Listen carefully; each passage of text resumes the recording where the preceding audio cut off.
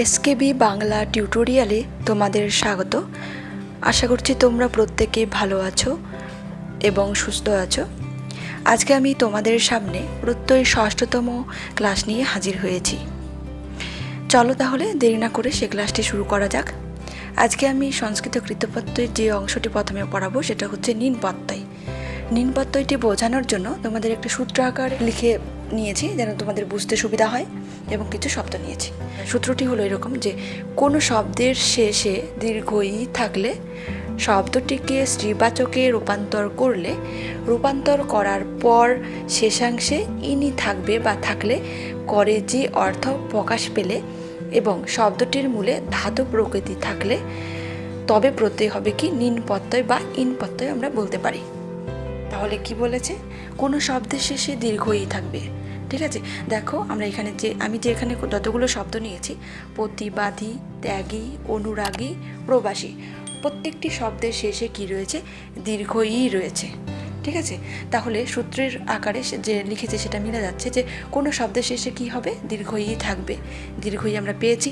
তারপর কি বলেছে, শব্দটিকে স্ত্রীবাচকে রূপান্তর করলে রূপান্তর করার পর শেষাংশে ইনি থাকবে বা থাকলে, যেমন প্রতিবাদী শব্দটিকে স্ত্রীবাচকে যদি পরিবর্তন করি তাহলে কি হবে, প্রতিবাদিনী। ত্যাগীটাকে কি হবে, ত্যাগিনী। ঠিক আছে, অনুরাগী কি হবে, অনুরাগিনী। প্রবাসী কি হবে, প্রবাসিনী। তাহলে প্রত্যেকটি শব্দকে স্ত্রীবাচকে রূপান্তর করলে ইনি পাচ্ছি। দেখো, প্রতিবাদিনী, ত্যাগিনী, অনুরাগিনী, প্রবাসিনী। ঠিক আছে, তারপর কি বলছে, করে যে অর্থ প্রকাশ পেলে এবং শব্দটির মূলে ধাতু প্রকৃতি থাকবে। আবার করে যে অর্থ মানে প্রতিবাদী যদি বলি, প্রতিবাদিনী বা প্রতিবাদী যাই বলি, কোনো অন্যায়ের প্রতিবাদ যখন কেউ করে তাহলে সেখানে তো করে যে অর্থ প্রকাশ করে, মানে অন্যায়ের প্রতিবাদ করছে এই অর্থে। ত্যাগিনী ত্যাগ করাকে বোঝায়, করে যে অর্থ প্রকাশ পাচ্ছে। অনুরাগিনী অনুরাগ করাকে বোঝায়, অনুরাগ যে করে যে অর্থ প্রকাশ পাচ্ছে। প্রবাসিনী প্রবাসে বাস করে যে তাকে প্রবাসী বা প্রবাসিনী স্ত্রীলিঙ্গে বা স্ত্রীবাচকে প্রবাসিনী বলা হয়। তাহলে প্রত্যেকটি শব্দের মধ্যে কি বোঝাচ্ছে, করে যে অর্থ প্রকাশ পাচ্ছে। ঠিক আছে, পরে আবার কি বলছে, শব্দটির মূলে ধাতু প্রকৃতি থাকবে। এবার আমরা দেখব প্রত্যেকটি শব্দের মধ্যে ধাতু প্রকৃতি আছে কিনা। তাহলে প্রত্যয়টি হবে কি হবে, নিন প্রত্যয়। নিন প্রত্যয়ের বানান বা স্পেলিংটা তোমরা খেয়াল করবে। এটা কিন্তু মূর্ধন্যয় রস্যি, দন্তান্বয়ে হসন্ত। ঠিক আছে, এটা কিন্তু যদি আমরা লিখি বা তোমরা ভুল করে লিখো যে দন্তান্বয় রস্যি, দন্তান্বয়ে হসন্ত, তাহলে কিন্তু সমস্ত কিছু ভুল সঠিক হওয়া সত্ত্বেও প্রত্যয় কিন্তু ভুল হয়ে যাবে। এটা কিন্তু একটু খেয়াল রাখতে হবে তোমাদের। ঠিক আছে, এবার প্রতিবাদী, প্রতি একটি উপসর্গ সংস্কৃতকৃত উপসর্গের মধ্যে রয়েছে। সংস্কৃত 20টি যে উপসর্গ রয়েছে তার মধ্যে প্রতি একটি উপসর্গ। তাহলে এটাকে আলাদা করছি। তারপর কি থাকছে, বাদী। ঠিক আছে, বাদী, তাহলে কি থাকছে, বাদী, এখানে বদ ধাতু রয়েছে, বদ যুক্ত দীর্ঘ ই থাকছে। তাহলে দীর্ঘ ইর বাদে কি হবে, নিন প্রত্যয়। ঠিক আছে, ত্যাগী, এখানে ত্যাজ ধাতু রয়েছে, এই তয়জ ফলে আকার, ত্যাটা কি হচ্ছে, ত হয়ে গেল। আর গটা কি হবে, সূত্র আমি বলেছি এর আগে প্রথম ক্লাসে, গয়ের পরিবর্তে জ হয়, ত্যাজ যুক্ত কি হচ্ছে, নিন প্রত্যয়। অনুরাগী, অনুটাকে আলাদা করে দিচ্ছি। রাগী, রঞ্চ একটা ধাতু রয়েছে, আমি ধাতু প্রকৃতির ক্লাসে আমি এটা বলেছি, সেখান থেকে একটু দেখে নেবে তোমরা। রঞ্চ একটা ধাতু রয়েছে, ধাতুরূপ, তারপরে দীর্ঘ ই থাকছে, তার বদলে কি হচ্ছে, নিন প্রত্যয়। তারপরে যাচ্ছি প্রবাসী, প্রো একটা উপসর্গ সংস্কৃত, বাসী থাকছে। তাহলে বাসীর দীর্ঘ ইটা আলাদা করছি, দীর্ঘ ইর পরিবর্তে কি হবে, নিন প্রত্যয়। ঠিক আছে, তাহলে এখানে বাসীর দীর্ঘ ইটা সরিয়ে নিচ্ছি, থাকছে বাস। এই যে বাসটা কি হয়ে যাচ্ছে, বস, কারণ আটা অ হয়ে যায়, সূত্র আকারে আমি বলেছি এর আগে। তাহলে পূর্বক বস যুক্ত দীর্ঘ ইও তোমরা দিতে পারো, বা নিন প্রত্যয় বা ইন প্রত্যয়।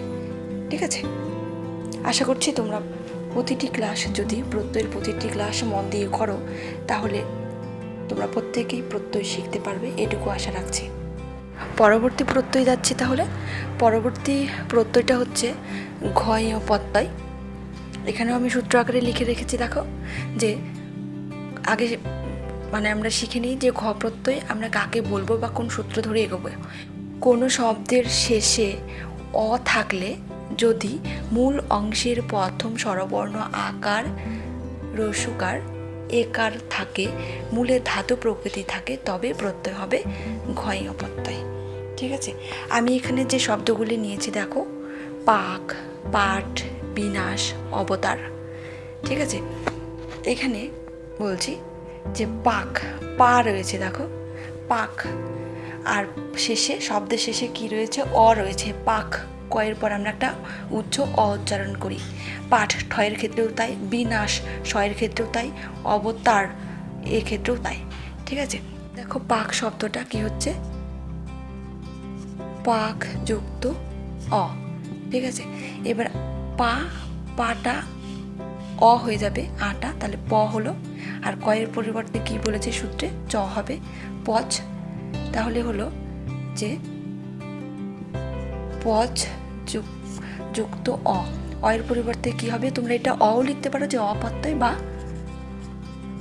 ঘয় অপ্রত্যয়। ঠিক আছে, তারপর আবার পাঠ, পাঠের ক্ষেত্রেও তাই হবে, পা, আটা কি হবে, অ হলো, ঠয়ের পরিবর্তে কিছু হয় না, ঠয় থেকে যাচ্ছে, পঠ যুক্ত অ, বা অয়ের পরিবর্তে তোমরা ঘয়ের পরিবর্তে প্রত্যয় লিখতে পারো বা অপ্রত্যয়ও লিখতে পারো। বিনাশ, এক্ষেত্রে কি, এই সূত্রের মধ্যে আছে উপসর্গ বাদ দিতে হবে। হ্যাঁ, উপসর্গটাকে আমি আলাদা করে নিচ্ছি, বিনাশ। দেখো নাশ, হ্যাঁ নাশ থাকছে, তাহলে এক্ষেত্রে কী হবে, নশ হবে, মানে নাটা অ হয়ে গেল, নশ একটা ধাতু রয়েছে, নাশ করা অর্থে বোঝায়, তার অ থাকছে, অপ্রত্যয় লিখতে পারো বা ঘয় অপ্রত্যয়। অবতার, এক্ষেত্রে অবটাকে, অব একটা সংস্কৃত উপসর্গ, আলাদা করে নিচ্ছি, তার থাকছে,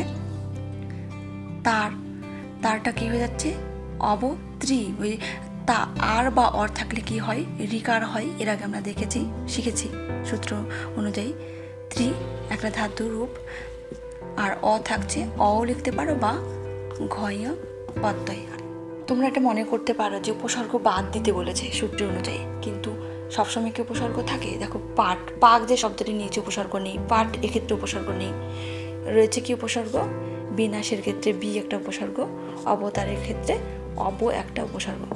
তাহলে যে শব্দের ক্ষেত্রে আমরা উপসর্গ দেখব বা পাবো, সেক্ষেত্রে আমরা উপসর্গটাকে আলাদা করে নেব, আর যে ক্ষেত্রে আমরা পাবো না সেক্ষেত্রে কোনো আলাদা কোনো প্রয়োজনই নেই, সেক্ষেত্রে আমরা শব্দটাকে খেয়াল করব। দেখো পাক একটা শব্দ, সেটা করেছি আমি ভেঙে, যে পাটা কী করে পচ হলো, মানে পাকটা কী করে পচ হলো, পাটটা কী করে পট হলো সেটাও বলেছি, নাশটা নশ কী করে হলো, তারটা ত্রি কী করে হলো। ঠিক আছে,